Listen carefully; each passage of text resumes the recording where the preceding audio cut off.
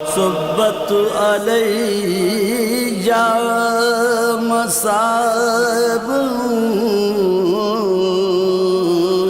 لو انہا صبت علی الایام سرنا لیالیا۔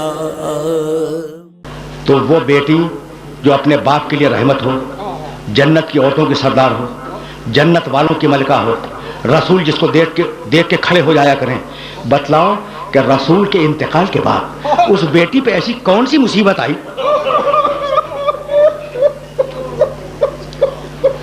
اجرکم اللہ۔ دیکھو، میں نے تو ایک سوال کیا تھا اور تمہاری آوازیں بلند ہو گئیں۔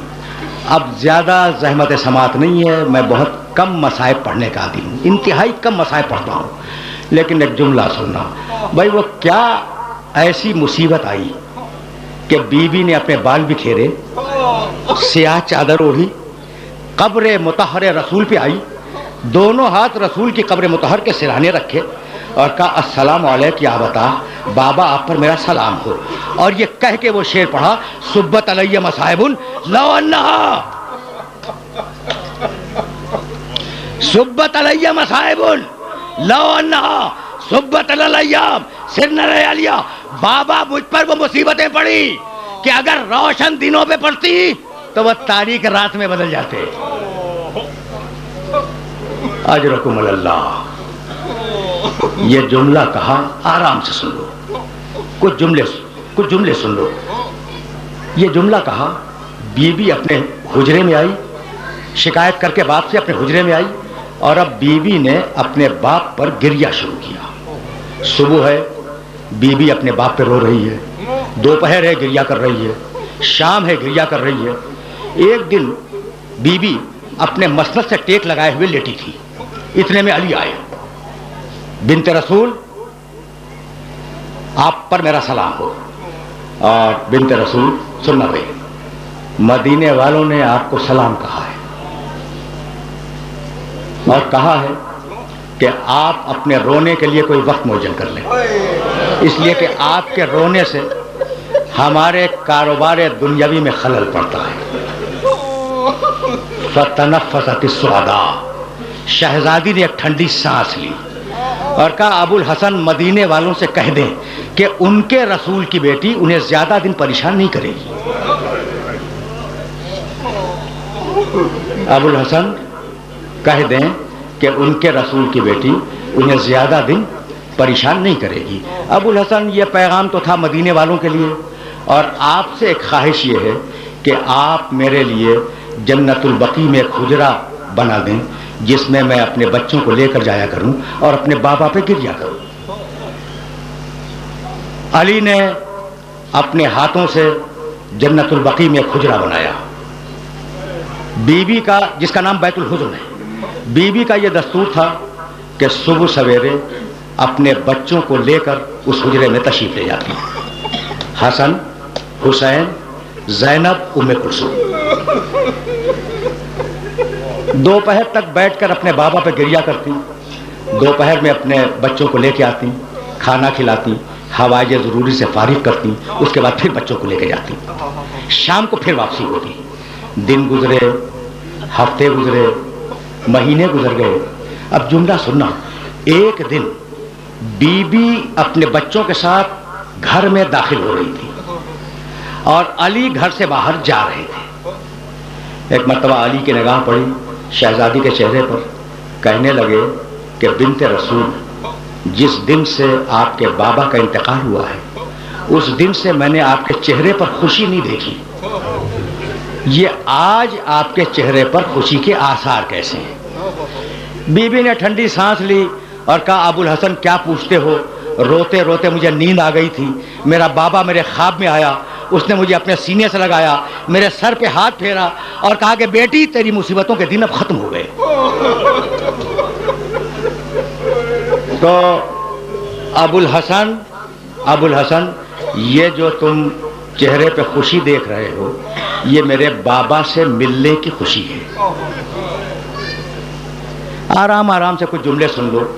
میں ظاہر ہے کہ طویل مصائب نہیں پڑھا کرتا، لیکن جب بات آ گئی ہے تو جی چاہتا ہے کہ 2 جملے شہزادی کے سلسلے میں عرض کروں اور تم سے اجازت لے لوں۔ یہ کہہ کر بی بی حجرے میں داخل ہوئی اور یہ کہتی ہوئی داخل ہوئی کہ ابو الحسن، میری خواہش یہ ہے کہ آج آپ میرے پاس بیٹھ جائیں تاکہ میں وصیتیں کر سکوں۔ علی باہر جا رہے تھے، پلٹ آئے، حجرے میں آئے، کہا ابو الحسن دونوں بچیوں کو کنیز کے حوالے کر دیں تاکہ بچیاں کنیز کے ساتھ چلی جائیں، مجھے آپ سے وصیتیں کرنی ہیں، اور دونوں بیٹوں سے کہیں کہ جائیں نانا کی قبر مطہر کی زیارت کے لیے۔ بچیاں گئیں کنیز کے پاس، حسن و حسین گئے نانا کی قبر کی زیارت کے لیے۔ شہزادی نے کہا ابو الحسن دروازے کو بند کر دیں۔ علی نے دروازہ بند کیا، آ کر شہزادی کے پاس بیٹھ گئے، کہا بنت رسول اپنی وصیتیں بیان کریں۔ کہا ابو الحسن میری پہلی وصیت تو یہ ہے کہ اگر میری خدمت میں کوئی تقصیر ہو گئی ہو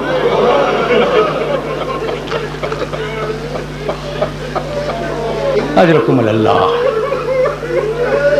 دیکھو تم نے گریہ کیا اور میری مجلس تمام ہو گئی۔ ابو الحسن اگر میری خدمت میں کوئی تقصیر ہو گئی ہو تو آپ قیامت کے دن کوئی مواخذہ نہ کیجیے گا، یہی معاف کر دیں۔ کہا نہیں بی بی تم سے آج تک کوئی تقصیر نہیں ہوئی۔ کہا ابو الحسن میری دوسری وصیت یہ ہے کہ میرے مرنے کے بعد میرے چھوٹے چھوٹے بچے یتیم ہوں گے، اگر ان سے کوئی لغزش ہو جائے تو ان سے ڈانٹ کے بات نہ کیجیے گا۔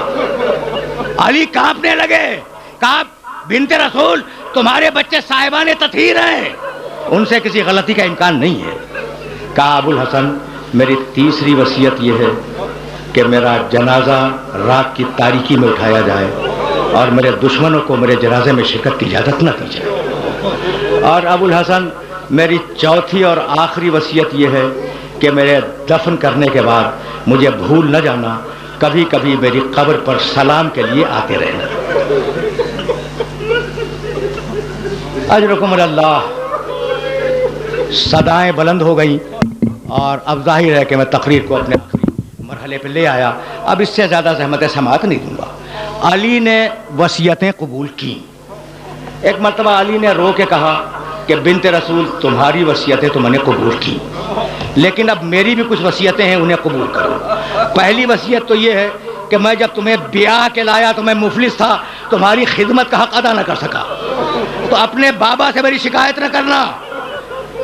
میری دوسری وصیت یہ کہ اپنے بابا کو میرا سلام پہنچا دینا اور انہیں بتلا دینا کہ ان کی امت نے میرے ساتھ کیا کیا۔ اور میری تیسری اور آخری وصیت یہ کہ میں مرنے کے بعد بھی سلام کے لیے آتا رہوں گا، لیکن شرط یہ کہ جب بھی سلام کروں اپنے کانوں سے جواب سلام سنوں۔ بی بی نے وصیتیں قبول کی۔ علی و فاطمہ، راوی بیان کرتا ہے، علی و فاطمہ بیٹھے ہوئے گریہ کر رہے تھے کہ اتنے میں زور زور سے دروازہ پیٹنے کی آواز آئی۔ بس آخری جملہ سننا اور مجھے اجازت دینا۔ شہزادی نے کہا ابو الحسن دیکھیں کہ یہ دروازے پہ کون آ گیا۔ علی نے پکار کے پوچھا دروازے کے باہر کون ہے؟ ایک مرتبہ روتے ہوئے بچوں نے آواز دی کہ بابا ہم آئے ہیں۔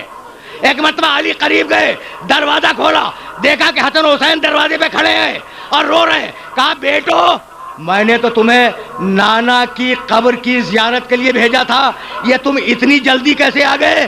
تو دونوں بچوں نے رو کے کہا کہ بابا جب ہم نانا کی قبر پہ پہنچے تو ابراہیم خلیل اللہ کی آواز آئی کہ یا رسول اللہ فاطمہ زہرا کے یتیم آ رہے ہیں، تو بابا کیا ہماری اماں دنیا سے گزر گئی؟ اجرکم اللہ، اجرکم اللہ۔ آپ نے گریہ کیا، تقریر تمام ہو گئی۔ اب آخری جملہ عرض کر رہا ہوں۔ علی و فاطمہ نے وصیتیں کی اور اب علی باہر آئے، علی باہر آئے، مسجد میں بیٹھ گئے۔ شہزادی نے کنیز سے کہا یہ میری تقریر کا آخری جملہ ہے، تم نے گریہ کیا، مجلس تمام ہو گئی، اور تم جانتے ہو کہ میں طویل مصائب نہیں پڑھا کرتا، آج میں نے بہت مصائب پڑھ دیے، فقط آخری جملہ سنو اور مجھے اجازت دے دو۔ علی مسجد میں آ کے بیٹھ گئے۔ بی بی نے کنیز سے کہا کہ میں اب حجرے کو بند کر رہی ہوں، جب تک ذکر الہی کی آواز آتی رہے اس وقت تک سمجھنا کہ میں زندہ ہوں، اور جب ذکر الہی کی آواز بند ہو جائے تو جا کر علی کو اطلاع دے دینا کنیز دروازے کے باہر بیٹھ گئی. ایک مرتبہ ذکر الہی کی آواز بند ہوئی, کنیز دوڑتی ہوئی مسجد میں آئی. ہمت نہیں ہے کہ علی سے کچھ کہہ سکے. ایک مرتبہ کنیز نے سر سے چادر کھینچی اور علی کے قدموں پہ ڈال دی اور کہا مولا انا للہ و انا الیہ راجعون, انا للہ و انا الیہ راجعون. فقط دو جملے. اجرکم اللہ, اجرکم اللہ. تم نے گریہ کیا. مجلس اپنے آخری مرحلے میں داخل ہو گئی. علی آئے, غسل دیا, کفن پہنایا, جنازہ تیار کیا. یہ ہے میری تقریر کا آخری جملہ. جب جنازہ تیار ہو گیا تو ایک مرتبہ آواز دی, یا حسن, یا حسین, یا زینب, یا ام کلثوم, ہلموا الی زیارت امکم. تمہیں کچھ معلوم ہے کہ ان بچوں کی عمریں کیا تھیں؟ حسن 7 سال کے تھے, حسین 6 سال کے تھے, شہزادی زینب 4.5 سال کی تھی, شہزادی ام کلثوم 2.5 سال کی تھی. آواز دی جنازہ تیار کر کے کہ حسن اپنی ماں کا آخری دیدار کرو, حسین اپنی ماں کا آخری دیدار کرو, زینب ام کلثوم اپنی ماں کا آخری دیدار کرو. گھر کی کنیز بیان کرتی ہے کہ 2 بچے دوڑتے ہوئے ماں کے پاس آ گئے. حسن آئے, ام کلثوم آئی, اور 2 بچے دروازے پہ کھڑے رہے. حسین کھڑے رہے, شہزادی زینب کھڑی رہی. علی نے آواز دی بچوں تم بھی تو آؤ. حسین نے رو کے کہا کہ بابا ہم اس وقت تک نہیں آئیں گے جب تک اماں ویسے نہ بلائے جیسے مریم نے عیسیٰ کو بلایا تھا. بس یہ سننا تھا کہ فاطمہ زہرا کے بندے کفن ٹوٹ گئے. ایک ہاتھ نے حسین کو بلایا, ایک ہاتھ نے زینب کو بلایا. دونوں بچے آ کر ماں کے سینے سے لپٹ گئے. ایک مرتبہ جبریل نے آواز دی کہ یا علی بچوں کو ماں سے الگ کرو ورنہ کائنات میں زلزلہ آ جائے. وَسَيَعْلَمُ الَّذِينَ ظَلَمُوا أَيَّ مُنْقَلَبٍ يَنْقَلِبُونَ رَبَّنَا تَقَبَّلْ مِنَّا إِنَّكَ أَنْتَ السَّمِيعُ الْعَلِيمُ.